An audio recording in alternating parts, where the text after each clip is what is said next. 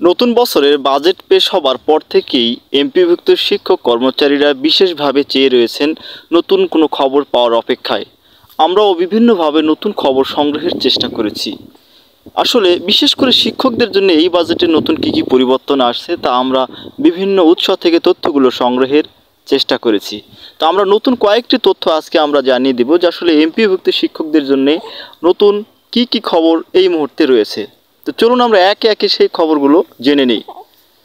সচিবালয় এবং ঊর্ধ্বতন মহল সহ বিভিন্ন মাধ্যমে আমরা তথ্য সংগ্রহের চেষ্টা করেছি। তো সর্বশেষ যে তথ্য সেটি হচ্ছে যে আপাতত তারা কিন্তু ইবতেদায়ী মাদ্রাসাগুলোকে, স্বতন্ত্র ইবতেদায়ী মাদ্রাসাগুলোকে এমপিওভুক্তকরণের যে প্রক্রিয়া সেটি নিয়ে তারা কিন্তু ব্যস্ত রয়েছেন। অর্থাৎ এই মুহূর্তে বেসরকারি এমপিভুক্ত শিক্ষক যারা রয়েছেন সেটি নয়, বরং ইবতেদায়ী যে মাদ্রাসাগুলো এবং নন এমপিও যে প্রতিষ্ঠানগুলো সেগুলোকে এমপিওভুক্তকরণের যে প্রক্রিয়া সেটা নিয়ে এই মুহূর্তে তারা অনেক বেশি ব্যস্ত রয়েছেন এবং সেই কাজটি কিন্তু বাস্তবায়নের পথে রয়েছে।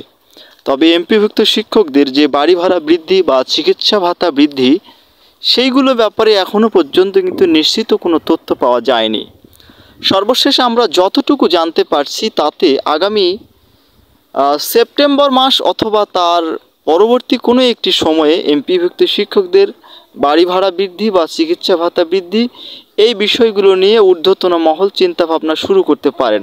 আপাতত কিন্তু বাড়ি ভাড়া বা চিকিৎসা ভাতা বৃদ্ধির সঠিক কোনো দেওয়ার মতো তথ্য আমরা কিন্তু পাচ্ছি না।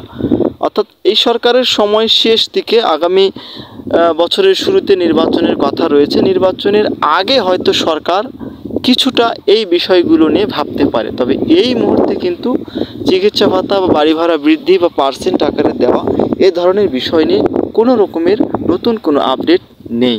সবাই ভালো থাকবেন। নতুন যে কোনো তথ্য পাওয়া মাত্রই জানিয়ে দেব। ধন্যবাদ।